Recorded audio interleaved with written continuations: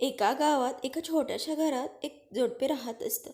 त्यांचं नाव सुधीर व वर्षा असे असते. लग्नाला 1-2 वर्ष झालेली असतात. त्यांना खूप सुंदर गोंडस मुलगी होते. पण घरच्यांच्या अपेक्षा असतात घराण्याला वारस पाहिजे. घराला वारस पाहिजे म्हणून एकापाठोपाठ परत 2 मुली होतात. त्यानंतर मुलगा होतो. तरीही घरचे आणखी एका मुलाची अपेक्षा करतात आणि 5वी मुलगीच होते.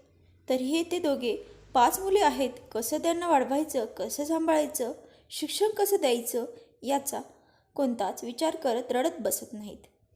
त्यांना फक्त एवढंच माहीत होतं, त्यांना चांगलं आयुष्य, चांगले संस्कार आणि या जगात स्वतःच्या पायावर उभं करायचं होतं.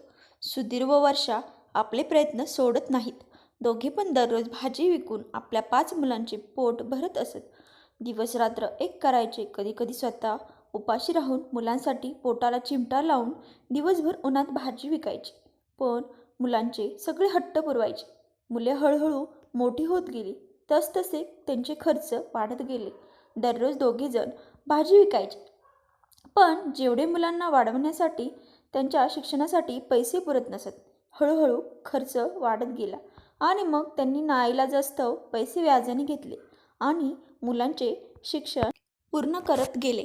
पण मुलांचे शिक्षण, घरातला खर्च यामुळे व्याजाचे पैसे फेडू शकले नाहीत. व्याजावर व्याज वाढत गेलं. मोठी मुलगी आता लग्नाची झाली होती. तिला स्थळ येतात होते. मग एक दिवस असंच तिला खूप चांगलं स्थळ आले आणि लग्न ठरलं. लग्नाचे दिवस जवळ येत होते, पण हातात मात्र लग्नासाठी पैसे नव्हते. लग्नासाठी कुठून पैसे येणार ही चिंता त्यांना दररोज सतावत होती.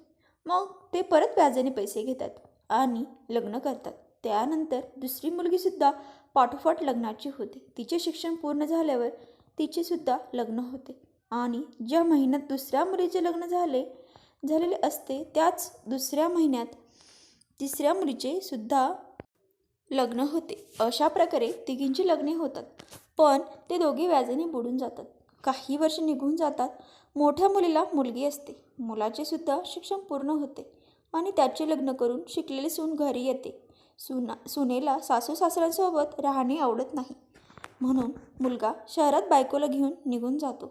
जरासुद्धा तो आईवडिलांचा विचार करत नाही. वय झाले आहे, आईवडिलांचे कसे होईल, कसे ते जगतील हा कसलाही तो विचार न करता तो बायकोला घेऊन निघून जातो. सुधीर आणि वर्षा यांचे कष्ट काही सुटत नाही. आयुष्यभर राबत राहतात. मुलाच्या लग्नाला सुद्धा काही वर्ष होतात. त्याला देखील एक गोंडस मुलगी होते. तिघी मुलींच्या बाळंतपणाचे ओझे देखील यांच्यावर पडते. तिघींनाही मुलीच होतात. त्यामुळे सासरचे काही बाळंतपणाची जबाबदारी उचलत नाही. फक्त शेवटच्या मुलीचे शिक्षण बाकी असते. एवढं सगळं होत असताना ते दोघे स्वतःसाठी जगतच नाही.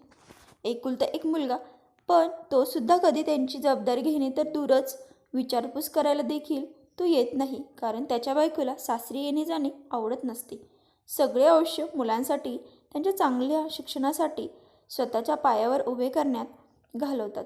पण एक दिवस असा येतो की जेव्हा त्यांना हे सगळं काही करत असताना व्याजाने घेतलेल्या पैशांची परतफेड करायची असते, त्यावेळी कोणीसुद्धा साथ देत नाही. त्यांना असं बोललं जातं की तुम्ही तुमचे कर्तव्य केले आहे. आमच्यासाठी काय केलं? आम्ही सांगितलं नव्हतं जन्माला घालायला. तुम्ही कर्ज केलं आहे, तुम्ही फेडा. मग तुम्हीच सांगा काय मिळालं त्या दोघांना? एवढं कष्ट करून मुलांना शिकवली आणि आज मुले अशी बोलतात. लहानाचे मोठे करून तळहातावरच्या फोडासारखे जपून स्वतःच्या पायावर उभे करून संसाराची घडी बसवून म्हाताऱ्या वयात त्यांना कोणाची साथ मिळाली नाही. अजूनही ते दोघे लोकांचे कर्ज फेडण्यासाठी कष्ट करतात. होतं नाही तरी आजही रोज भाजी विकायला जातात. का? कशासाठी? तर मुलांसाठी कर्तव्य केलं होतं म्हणून. आणि शेवटी त्यांना काय मिळालं? म्हणूनच मला तुम्हाला आज या कथेतून एक गोष्ट सांगायची आहे. ते म्हणजे आईबाबांना तुमचे कर्तव्य म्हणून तरी सांभाळा. त्यांना अशा मरण यातना देऊ नका.